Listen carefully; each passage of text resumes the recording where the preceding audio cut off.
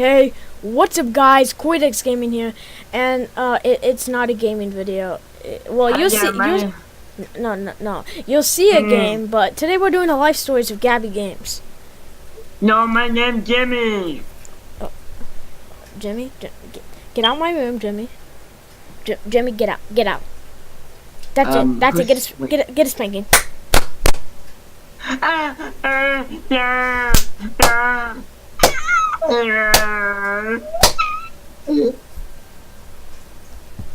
Family friendly. So this life story, if you obviously read the title, we almost got arrested, and it was again for me. But don't say, oh yeah, let me guess, no cops came like in the last one. Cops came for like 4 or 6 cop cars, right, Gabby Games? Yep, pretty much. Yeah. So it started off. Man. Tell them how many cop cars they were actually. There was actually 4 to 5. Yeah. And there were a lot of cops. So what we could see from the outside was a bunch of little kid stuff. Stuff that you wait, not yet. Hold on. But we gotta tell how it began. So basically, okay, so Gabe, his mom let him spend the night at my house. I have no script today. But, so, his mom let him spend the night at my house. And wait, all of your videos are scripted? Well, not my gaming videos. Only my life stories and rants. Well, not my first rant, but, some of them used to be. But still, my mom said, yeah, sure. Whatever your mom's name is, Gabe can spend the night. And I was like, yes! We've been planning this for weeks. And when he finally gets there, I decided to turn in my library games. That's when we made the mistake. We turned them in, and then when we were walking back, I made this joke to Gabe. We're walking, and I was like, hey Gabe, you want to go down this creepy alleyway? And he was like, come on, talk, man. Yeah, Mom, let's go down this alleyway. How much though? Yeah, maybe we'll find some drugs. Yeah. Yeah, Gabe, we'll totally find some drugs.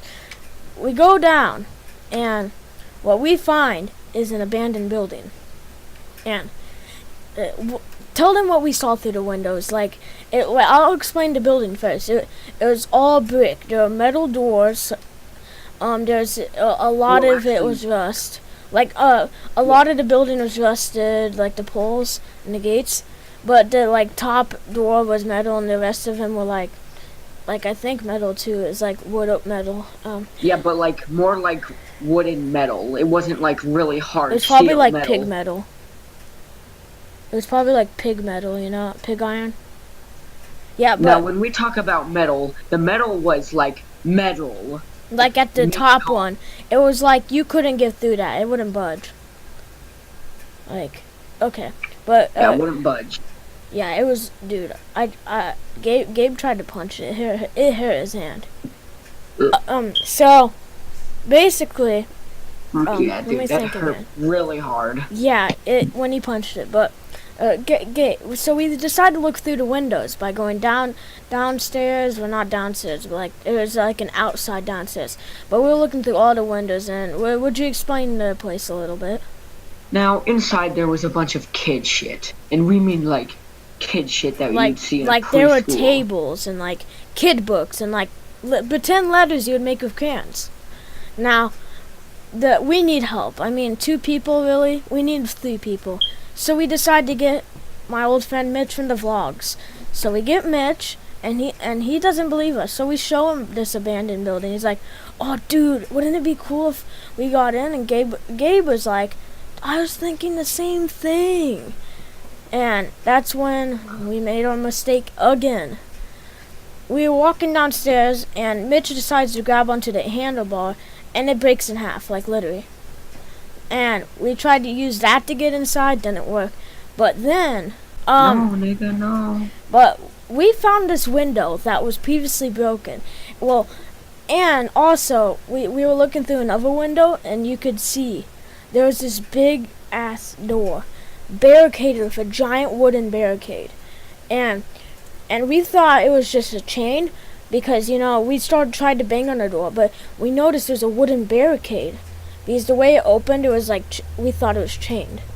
But so there was a broken window right next to the door to the barricade, and Michael sticks his hand through and gets the idea to lift the barricade.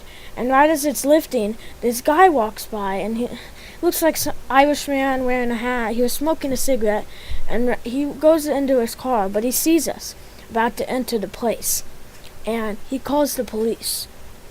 It was about like 10 minutes later the police appear. But let's get back onto the story. We didn't see him, well, I saw him, but for some reason I didn't think anything of it. Yeah, just a guy in his car, phone out in hand. Nothing seems too soon. Yeah. And he's also looking at us. Yeah, so basically we got into it. We saw this weird liquid on the ground for some reason. That was red and yellow. And we saw in yellow words on one of the walls on the top floor saying "it," but with 2 T's. And we were looking through that was before. That was before. Yeah. This was before we got it. But right as we got in, we still saw the yellow liquid. But we found this paper on the giant school desk, and it was like teacher's desk. I'm guessing, right, Gabe? Yeah, probably something like that. Yeah, and we saw they quit construction because they were trying to renovate the place, like fix it up. They quit construction in the last week of January 2018. And we're like, this place is recent. There were Mitch found like a lot of worker gloves, and he was taking them. And I didn't want to go outside because I was mainly lookout. I had to stay by the door outside, So whenever they went upside, you explain the upstairs since I wasn't up there. Okay. Basically the upstairs was just an amalgamation of broken wood, and also there was a radio that I saw, which was really strange to me. It was like a radio. I didn't try to turn it on or anything. Was it like a ham radio, or was it like one of those radios you just listen to music? Like handheld. Oh, dude, you should have took it. Well, Jesse, if I wanted to, I couldn't really take it, Jesse, because if they saw that I had something from the building on me, hey man, these kids are stealing shit. Good point, dude. But basically, they went downstairs and we explored more of the place. We found this weird bathroom. We actually didn't go downstairs. We didn't go downstairs though, but so we find this creepy stairs. Going downstairs. It was all black. We didn't want to go in there because previously on the outside downstairs, we saw what was in there. There was like hobo barrels and like creepy stuff down there. Don't want to go down there. And mold. So it's hazardous. And I don't know what we have done if it was like hobos, or druggies or raccoons. So we didn't go down there. For some reason, Gabe wanted to go down there though.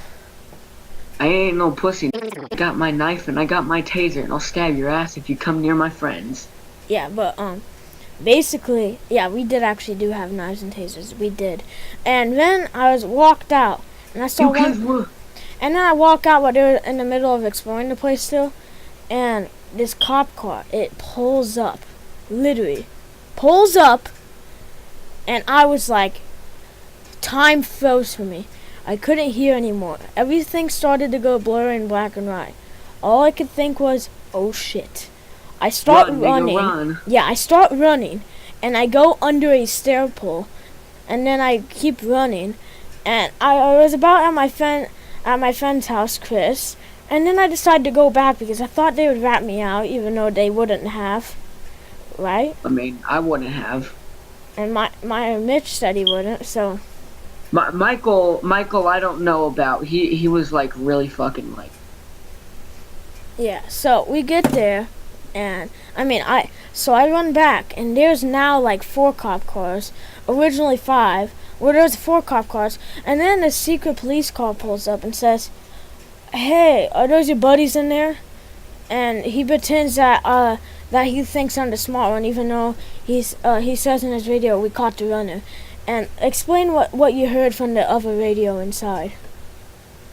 Well, let's explain what happened after I ran, before I got there.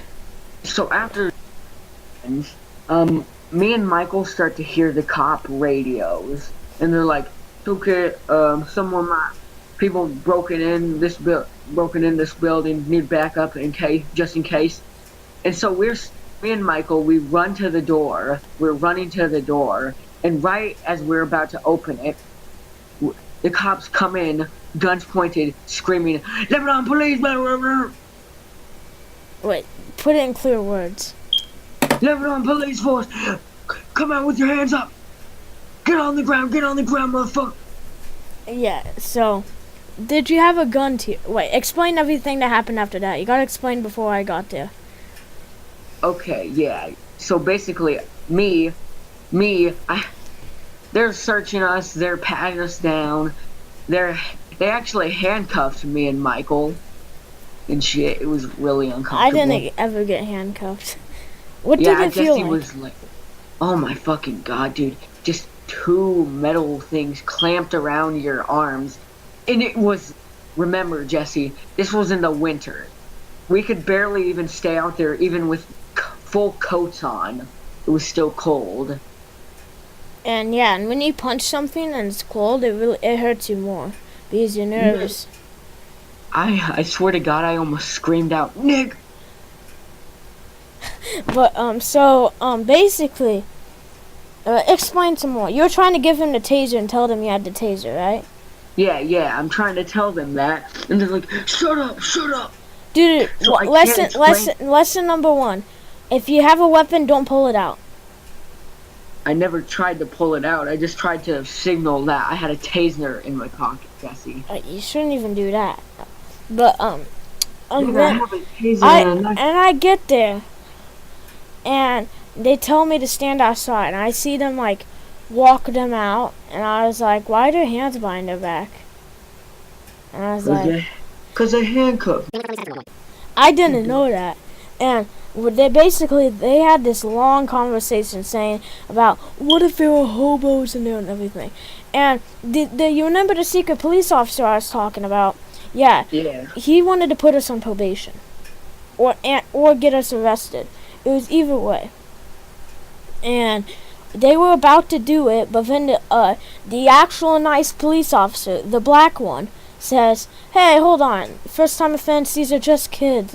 Let them go freely and just explain why this is dangerous." The guy was like, and he was like, fine, just fine.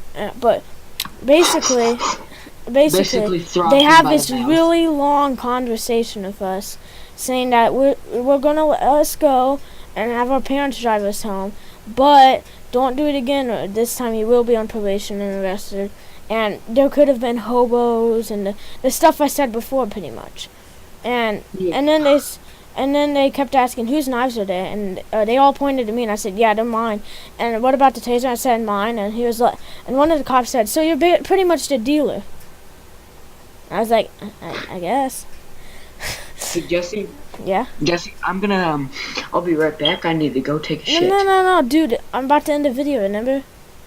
Yeah, Jesse, I really Keep it in, baby. Okay, good. Okay, so basically, we're in the middle of the long conversation. Mitch's parents show up first. They have the conversation. They leave.